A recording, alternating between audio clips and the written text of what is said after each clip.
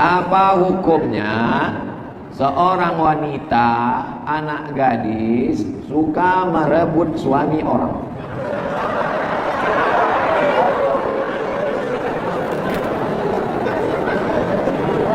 Pergi ke laut menangkap berang-berang,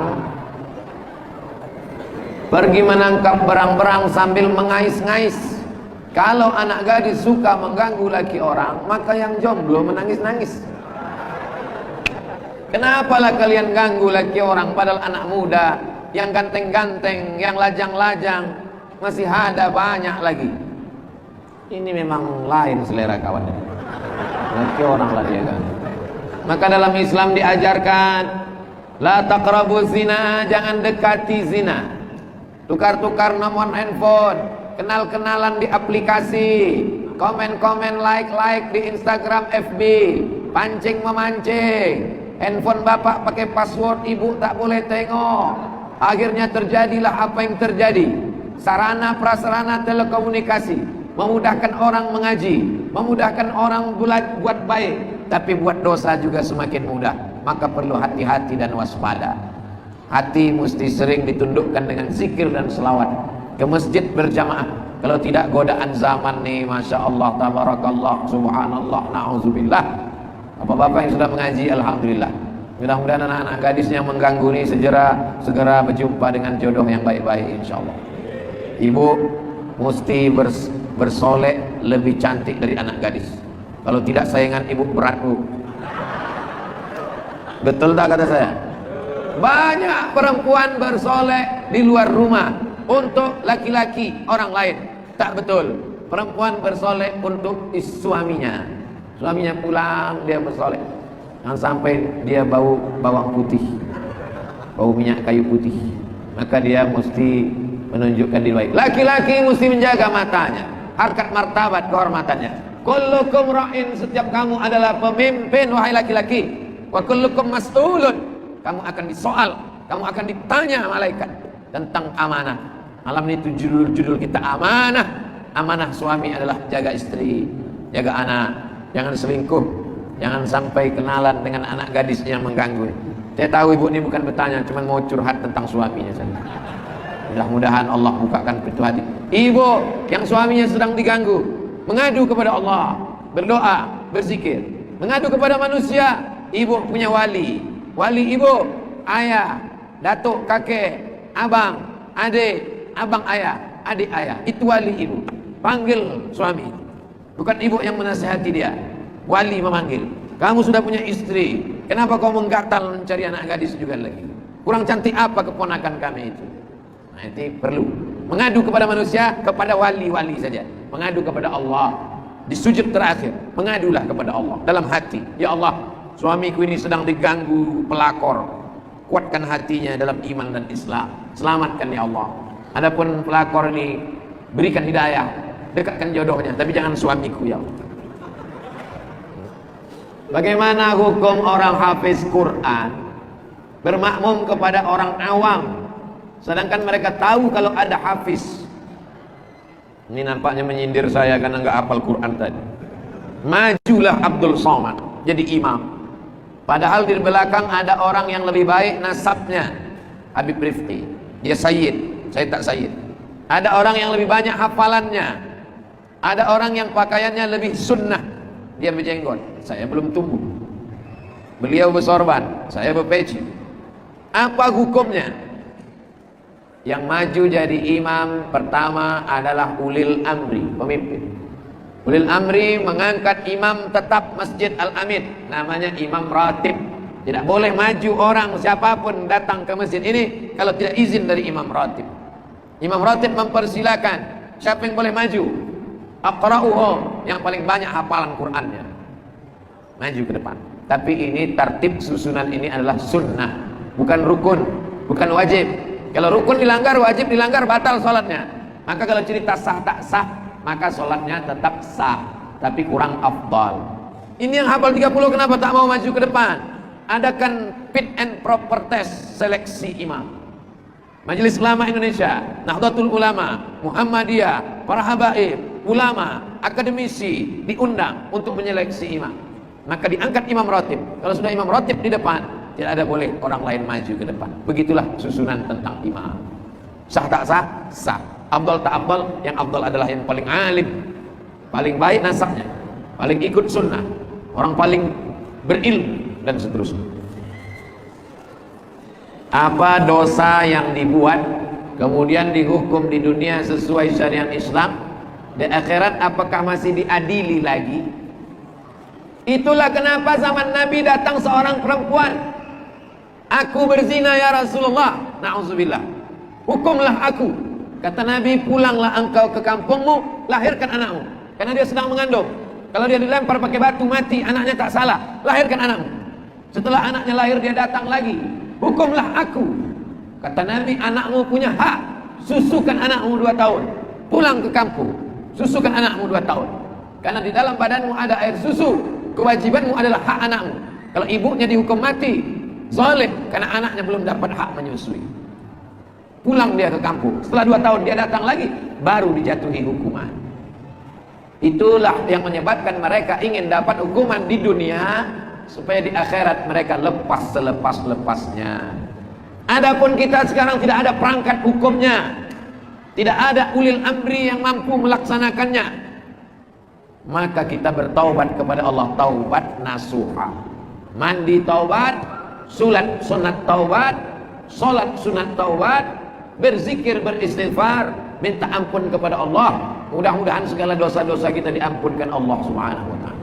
Ma min muslimin yuznibu dzamban. Kalau ada orang Islam, orang beriman berdosa, summa yatatahhar, mandi dia bersuci, summa yusalli rak'ataini, salat sunat 2 rakaat, salat sunat taubat, usalli sunnat taubat rak'ataini lillahi taala, ayatnya bebas. Summa yastaghfirullah, memperbanyak istighfar, minta ampun kepada Allah.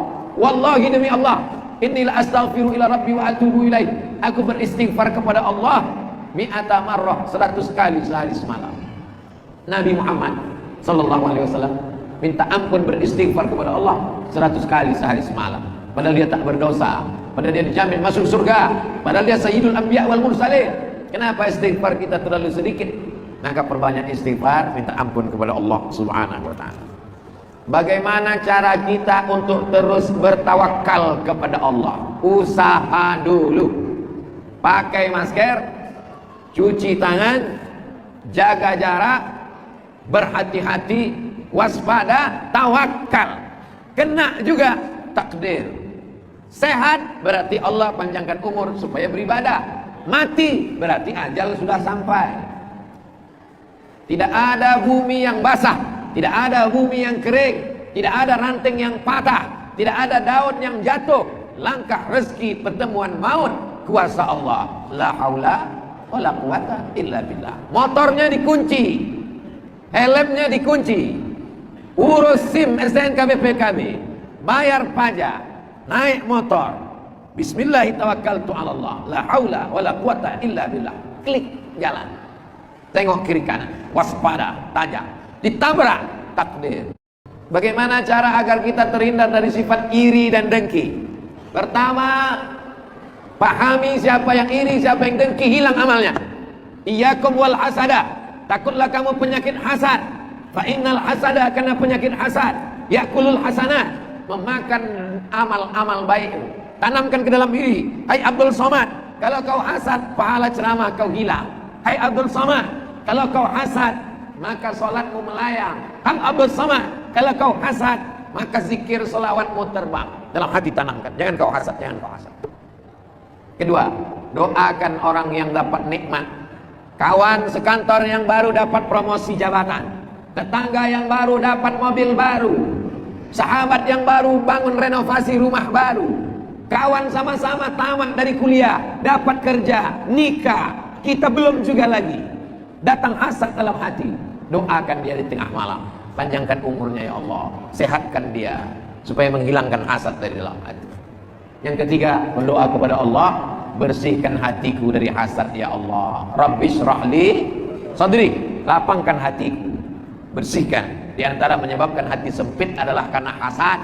Gara-gara hasad, hati sempit, jantung berdetak rusak, kumat ke kepala, berpengaruh ke tubuh. Orang beli rumah baru, naik darah tinggi. Orang beli mobil baru, kumat jantung koroner. Gara-gara hasad. Tapi yang selalu disalahkan kambing. Kata kambing aku tak salah. Itulah gara-gara kambing hitam. Assalamualaikum Ustaz. Waalaikumsalam warahmatullahi wabarakatuh. Saya di kapal perjalanan ke Maluku Utara, ke kampung Habib Rifki. Dihantam ombak, kapal kami sempat goyang. Lalu saya mengumpulkan prajurit untuk bersama baca Yasin. Kumpulkan prajurit, baca Yasin. Yasin wal Qur'anil Hakim, innaka laminal mursalin ala siratim mustaqim. Dan ada yang bilang surat Yasin tak usah dibaca karena tak ada dalilnya. Kalau saya lah yang jadi komandan di situ, ini sedang goncang, kita sudah baca Yasin, tiba-tiba datang satu orang berdiri, jangan baca Yasin, gak ada dalil, campakan nih kok. Orang sedang susah.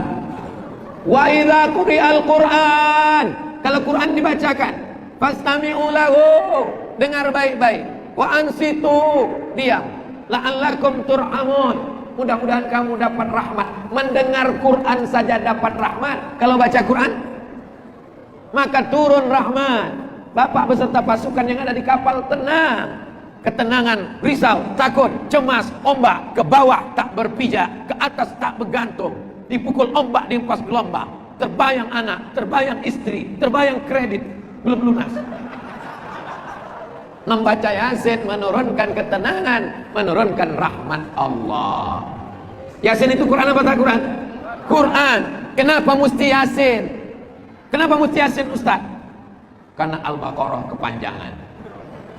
Bukan. Likulli syai'in qalbun, segala sesuatu punya hati. Hatinya Al-Quran adalah Yasin. Kalau kau dapat hatinya, kau dapat semuanya. Bapak bisa dapat ibu kan karena hatinya duluan. Begitu juga dengan Quran. Hatinya kau sentuh, maka dapat yang lain-lain. Itulah maka Yasin dibaca. Kenapa Yasin dibaca? Buka tafsir Ibnu Katsir, di muqaddimah tafsir Ibnu Katsir surat Yasin. Apa kata Imam Abul Fida Ismail Ibnu Katsir? La tuqra'u fi amrin asirin. Kalau surat Yasin ini dibacakan pada perkara yang susah, yang sulit, yang payah, illa yassarahullah, dimudahkan Allah. Sulit sakratul maut, bacakan, gol, mati. Sulit anak lahir, bacakan, dimudahkan Allah. Kesulitan di tengah lautan, tak ada tempat meminta menolong, memintalah dengan baca surat Yasin. Yang keempat, bertawassul kepada Allah dengan amal soleh. Setelah dibaca Yasin tadi, minta, ya Allah, kami meminta kepada Engkau berkat kemuliaan surat Yasin, lepaskan kami dari musibah ini ya Allah. Begitu tentang membaca surat Yasin ketika menghadapi masalah. Saya dan istri ada problem Pak Ustadz. Siapa yang tak punya problem? Istri saya beberapa waktu lalu berselisih, bertengkar dengan ibu mertua saya. Berarti dengan mak dia lah ini. Saya sudah mendampinginya untuk menghadap dan meminta maaf sebanyak 2 kali. Tapi hasilnya tak sesuai harapan. Mohon pencerahan dari Pak Ustaz. Meminta maaf kepada ibu 2 kali, tak dimaafkan, mundur. Mau berapa kali? Kalaulah ibu itu dulu menyusukan kita cuma 2 kali, habis itu dia mundur, sudah lama kita mati. Kalaulah ibu itu dulu mengerang, meneran, ngeden kata orang Jawa, 2 kali aja dia ngeden. Tak lahir, kemudian dia berhenti. Tak lahir kita ke dunia.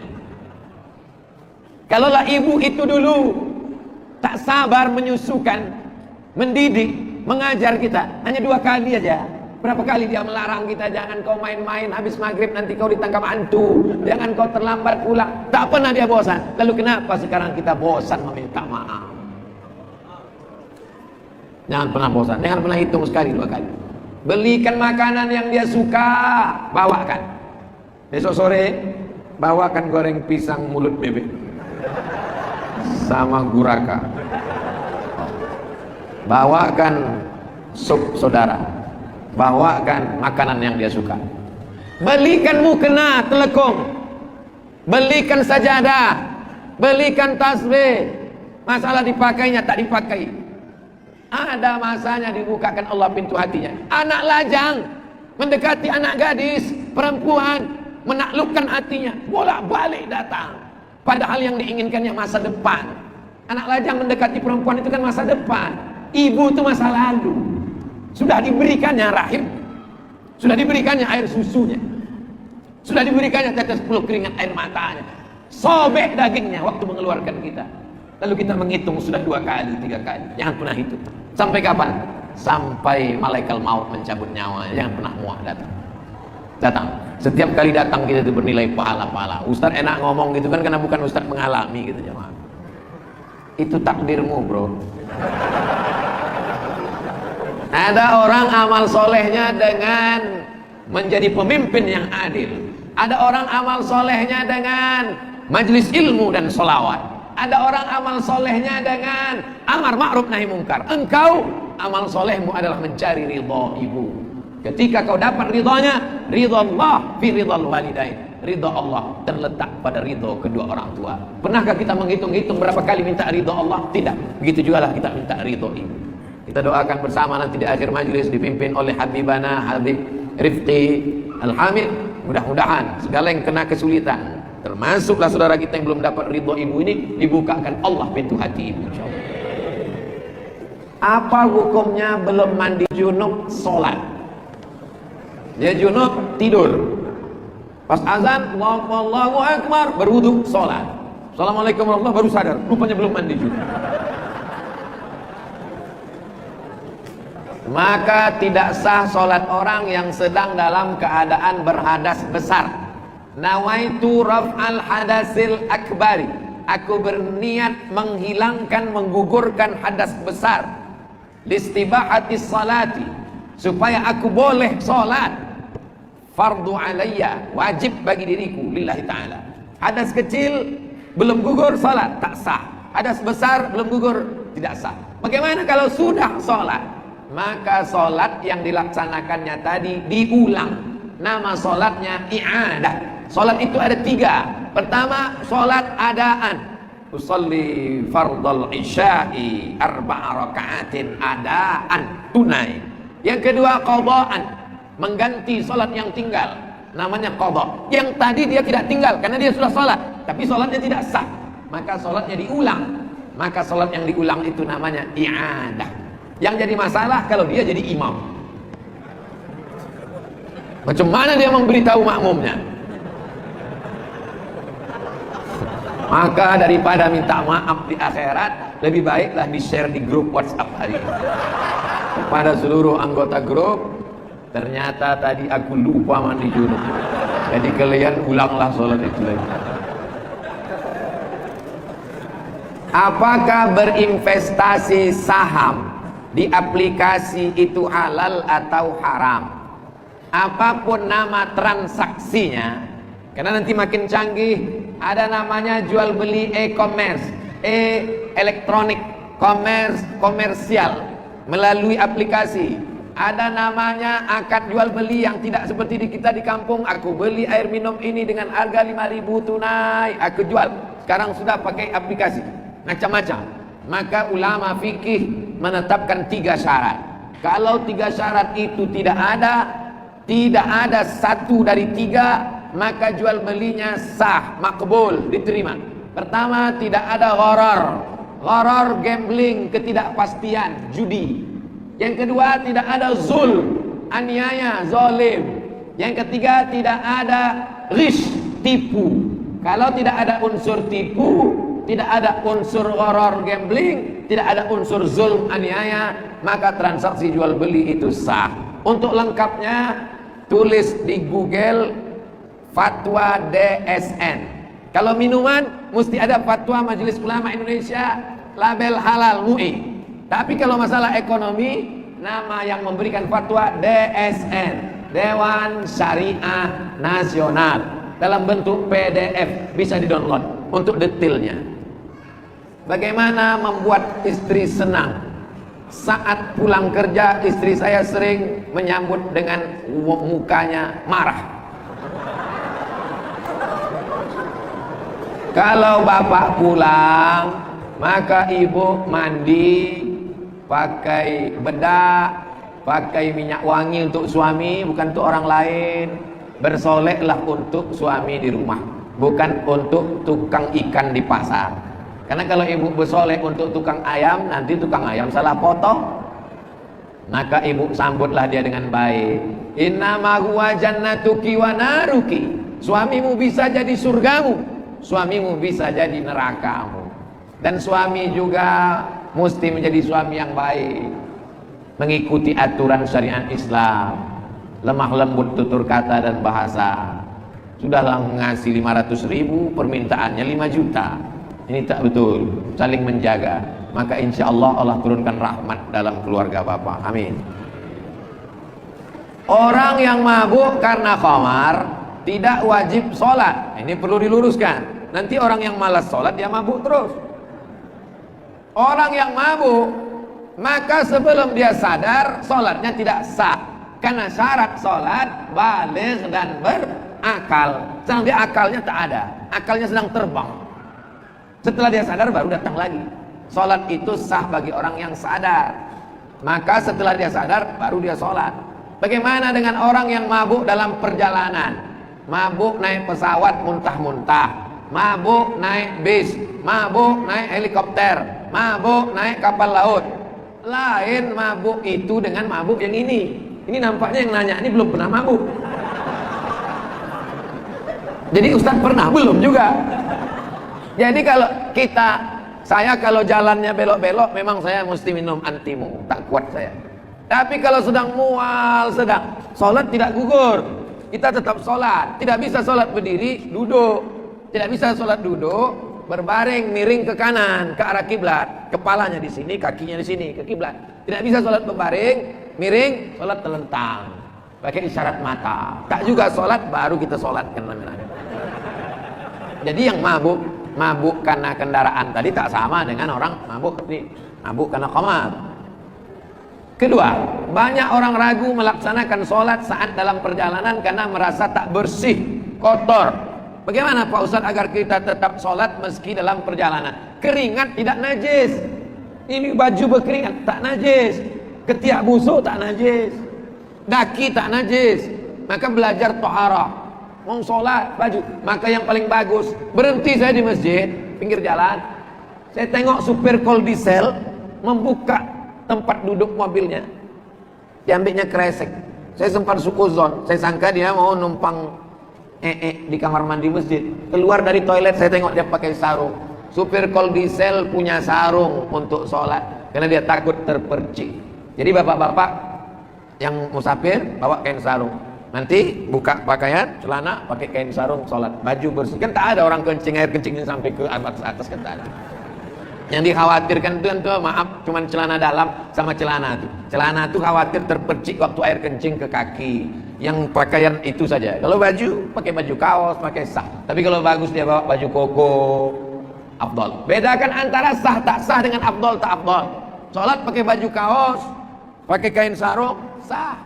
Tapi kalau afdal pakai baju putih, penutup kepala, maka beli buku fikih Islam Sulaiman Rashid 40.500 halaman, murah, supaya bisa kita membedakan mana rukun, mana syarat, mana wajib, mana sunat, supaya bisa kita tahu, jangan sampai tak bisa membedakan apakah sah tak sah atau afdal tak afdal. Bagaimana membayar utang puasa? Sudah lewat bertahun-tahun dan belum dibayar utang puasa. Ini Ramadan 1442. Ini Ramadan 1443. Yang tinggal di Ramadan kemarin 7 hari mesti diganti sebelum Ramadan ini datang. Syawal, Zulqa'dah, Zulhijjah, Muharram, Safar, Rabiul Awwal, Rabiul Akhir, Jumadil Awwal, Jumadil Rajab, Sya'ban. Mesti diganti di antara Ramadan ini. Pinjam air minumnya sebentar Habib. Datang Ramadan berikutnya, yang Ramadan ini belum juga terganti, maka 1 harinya kena denda. Bayar 1 hari dengan fidyah. Membayar fidyah 1 mud. 1 mud itu 750 gram beras. Jadi kalau tadi sebelum Ramadan Ramadan ditinggal, sebelum Ramadan ini datang, dia hanya wajib bayar 1 hari. 1 hari, 1 hari, 1 hari. Kalau 7 hari, bayar 7 hari. Tapi kalau sudah lewat Ramadan ini, 7 hari plus kena denda karena lalai. 1 hari plus 1 mud, 7 on setengah. 10 hari plus 7 kilo setengah. Datang Ramadan berikutnya. Apakah dengan bertambahnya Ramadan lalu dendanya bertambah? Tidak. Ramadan tak bertambah. Tapi jangan gara-gara ini lalu tidak mengganti puasa. Segeralah ganti puasa dengan laksanakan Senin, Kamis. Niatnya qadha. Ibu, bapak puasa Senin, niatnya qadha, maka dapat pahala puasa sunat. Jangan niat puasa sunat, qadhanya tak lunas. Puasa hari Senin, puasa hari Kamis, niatnya qadha, insyaallah qadhanya lunas dan pahala puasa sunatnya dapat. Bagaimana kalau meninggal sebelum diqadha puasanya? Man mata, siapa yang mati, wa alaihi siyamun, punya utang puasa, shoma anhu waliyuhu. Dengan mati utang puasa tidak lunas. Kalau lunaslah utang puasa dengan mati, bagus kita mati.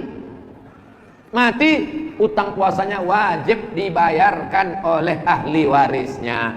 Maka ahli waris jangan cuma tengok surat tanah, tengok juga surat utang puasa. Assalamualaikum bang. Waalaikumsalam. Besok abang datang ke rumah ya. Ini aku dapat catatan almarhumah mak nih di laci, mau kita bagi-bagi. Mantap kata dia. Rupanya catatan utang puasa, mau dibagi-bagi. Bagaimana dengan puasa ibu hamil? Ibu hamil sama ibu menyusukan anak, ini penting bagi bapak. Walaupun bapak tak hamil, tak menyusukan, tapi istri bapak kan hamil, istri bapak kan menyusukan anak. Ini penting. Suami tanggung jawab di hadapan Allah. Ibu hamil dan ibu menyusukan anak, ada 3 mazhab. Mazhab yang pertama, hanya bayar fidyah saja. 1 hari bayar fidyah saja. 1 mud, 7 on setengah, tambah plus lauk pauk. 1 hari bayar 1 fidyah. Pendapat pertama. Pendapat yang kedua, qadha saja. Tidak usah bayar fidyah, qadha saja, ganti saja. Pendapat kedua. Tapi saya lebih condong pendapat ketiga, mazhab Syafi'i. Dalam mazhab Syafi'i, perempuan hamil dan menyusukan anak, kalau dia tidak puasa karena dirinya, qadha saja. Ibu kenapa tak puasa? Badan saya lemas, qadha saja. Tapi kalau dia tak puasa karena anaknya, kata dokter SPOG, janinnya lemah, anak yang disusukannya lemah, karena unsur ekstern di luar tubuhnya anaknya, maka dia kena 2. Bayar qadha plus fidyah. Saya condong ke pendapat yang ketiga. Ibu hamil, kalau karena dirinya, dia qadha saja. Tapi kalau ada unsur anaknya, unsur janinnya, kena qadha dan fidyah. Lebih selamat pakai mazhab Syafi'i. Yang setuju dengan Ustaz Somad, pilih mazhab yang lain. Apa hukumnya orang datang ke masjid untuk mendengarkan tausiah, tidak ada niatnya untuk sholat berjamaah? Saya menganjurkan pengajian jangan buat setelah Isya. Saya dari dulu kalau pengajian, Ustadz datang setelah Isya, enggak. Pengajian saya mesti maghrib. Tujuannya apa? Kalau dibuat setelah Isya, Ustadznya datang, jamaahnya belum datang. Dibuat pengumuman kepada jamaah, datanglah segera ke masjid karena Ustadz sudah nunggu dari tadi, minumannya udah habis. Maka buat acara maghrib, insya Allah dia sholat berjamaah 2 kali. Maghribnya berjamaah, isya'nya berjamaah. Ini salah satu teknis, termasuklah malam ini. Maghrib, setelah maghrib, isya, setelah isya, tanya jawab. Begitu teknis kalau saya buat pengajian. Maghrib ke isya, 45 menit. Habis isya, buka tanya jawab. Bagaimana kalau ada orang cuma ikut pengajian, tidak sholat berjamaah? Sholat berjamaah menurut mazhab Syafi'i sunnat muakkad. Menurut mazhab Syafi'i fardu kifayah. Menurut mazhab Maliki sunnat muakkad. Menurut mazhab Hambali fardu ain. Itu maka kalau kita di Makkah, Saudi Arabia, begitu azan, Allahu Akbar, Allahu Akbar, datang Satpol PP ke toko-toko. Haji, roh. Karena sholat berjamaah wajib. Dalam setiap ceramah, Ustadz mengatakan carilah guru, carilah mursyid menuntut ilmu. Adakah mursyid di akhir zaman ini Pak Ustadz Cari mursyid yang berilmu, ilmu tafsir, ilmu hadis, ilmu fikih. Cari yang bersilsilah. Kalau dia tarekat Naqsabandiyah, kalau dia tarekat Syaziliyah, kalau dia tarekat Qadiriyah, kalau dia tarekat Samaniyah, tidak meninggalkan syariat, berakhlakul karimah, jadikanlah dia mursyid pembimbing. Kata Syekh Muhammad Said Ramadan Al-Buti dari Suriah Damaskus, kalau kau bingung tak ada mursyid, maka perbanyaklah sholawat, maka Nabi akan membimbing hatimu dengan memperbanyak sholawat. Tapi tetap berguru, ngaji kepada para habaib, kepada para ulama Ahlus Sunnah wal Jamaah. Insyaallah Allah akan menerangi hati dengan cahaya iman. Walladzina jahadu fina, orang yang bermujahadah dilawannya hawa nafsunya untuk mencari hidayah, lanahdiyannahum subulana, kami akan tunjukkan jalan kami. Jalan yang paling utama untuk mendapatkan bimbingan adalah dengan memperbanyak sholawat. Allahumma sholli ala Sayyidina Muhammad wa ala ali Sayyidina Muhammad. Berapa persen dari gaji yang harus dikeluarkan untuk sedekah? Kalau zakat 2,5%. Kalau sedekah Pak Ustadz, sedekah tidak ada batasan, tapi tidak boleh semuanya. Jangan gara-gara saya bilang tak ada batasan, besok pagi semua tak punya rumah. Rumahmu mana? Udah aku sedekahkan semua. Datang sahabat Nabi, sudah mau meninggal dunia, dijenguk Nabi waktu sakit. Anaknya cuma satu perempuan, menantunya kaya. Ya Rasulullah, ambillah hartaku semuanya, ambil untuk sedekah. Kata Nabi, tak boleh semua harta disedekahkan. Asyatru, kalau kau tak mau ambil semua, setengah, 50%. Tidak, kata Nabi, tak boleh ambil 50%. Mana tahu bapak punya harta 10 miliar, sudah siap dia mau mentransfer 5 miliar. Jangan.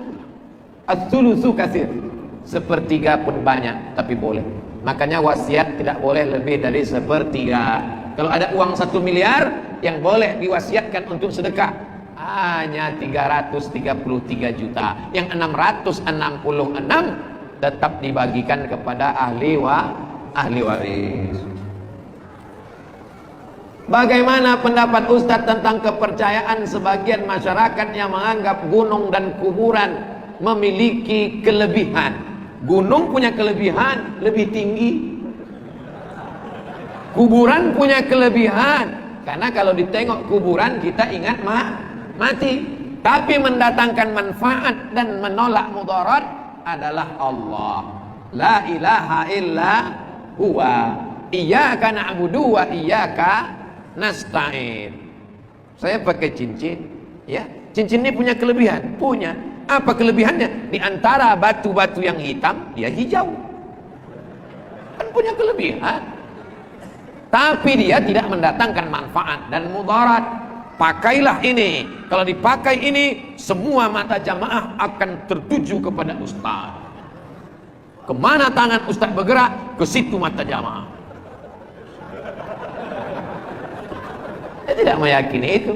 Manfaat dan mudarat hanya datang dari Allah. Itulah makna Asmaul Husna, huwad darru, yang mendatangkan manfaat dan mudarat, menolak mudarat Allah. Maka memintanya kepada Allah. Siapa yang meyakini bahwa gunung mendatangkan manfaat, bahwa laut mendatangkan mudarat, diyakininya itu dari gunung dan dari laut itu, berarti dia sudah menduakan Allah. Ada kuasa selain kuasa Allah. Berarti ada kuasa gunung, ada kuasa laut. Padahal kita berkata la ilaha illallah, la haula wala quwata illa billah. Itulah tauhid. Tauhid artinya esa, tunggal, yang kuasa, yang berhak, yang mendatangkan manfaat, yang menolak mudarat hanya Allah. Jangan persekutukan Allah dengan yang lain. Mati dalam keadaan syirik di neraka jahanam tempatnya. Maka kita taubat nasuha dari segala bentuk kesyirikan. Bagaimana sikap kita sebagai seorang anak untuk menegur orang tua yang salah? Bapak saya sudah tak sama dengan ibu saya 26 tahun karena bapak menikah lagi. Tapi bapak tidak memberikan nafkah buat anak-anaknya, padahal bapak termasuk kategori orang yang mampu. Bapak-bapak kasih 5 kepada anakmu, Pak. Yang pertama makan, yang kedua pakaian, Yang ketiga, tempat tinggal. Yang keempat, pendidikan. Yang kelima, perhatian. Kalau kau tidak berikan, maka kau akan dituntut di hadapan Allah. Salatmu akan diambil mereka, hajimu akan ditarik mereka, puasa sunatmu akan dihabis. Inilah orang yang miskin, muflis, bangkrut. Atadruna mal muflis? Tahukah kamu itu siapa orang yang bangkrut? Siapa ya Rasulullah? Orang yang bangkrut adalah orang yang menganiaya. Tak dia kasih yang 5 ini, dia akan dituntut di hadapan Allah Subhanahu wa taala. Makan, pakaian, tempat tinggal, pendidikan, perhatian. Walaupun kau sudah mengaji anak muda, jangan pulang-pulang dari sini kau ceramahi bapakmu. Sini sebentar Pak, ada 5 yang mau ku sampaikan. Pertama, makanan. Yang kedua, pakaian. Yang ketiga, tempat tinggal. Yang keempat, pendidikan. Yang kelima, perhatian. Kalau 5 ini tak kau berikan ke aku, maka sholatmu melayang. Itu cukup aku saja. Menyampaikan ini berat guys, maka itu cukup aku saja. Kau tinggal potong video ini, kirimkan ke nomor WhatsApp bapakmu. Dimakinya engkau, disumpah serapahnya engkau. Insya Allah itu semua menjadi beban pemberat amal solehmu di akhirat nanti, insya Allah. Ada orang diuji dengan penyakit, ada orang diuji dengan kebakaran, tapi kau diuji seperti Nabi Ibrahim alaihissalam, mendapatkan bapak yang kurang ajar macam ini. Maka insya Allah kalau kau ridho, kau sabar, tapi kau tetap jalankan syariat, maka kau mendapatkan pahala sabar. Tapi jangan diam, karena perbuatan dia itu tak betul, perbuatan dia itu mungkar, perbuatan dia menyia-nyiakan anak, tak memberi nafkah, itu zalim. Maka dia mesti diluruskan. Yang meluruskannya adalah kita bersama. Amar ma'ruf nahi mungkar.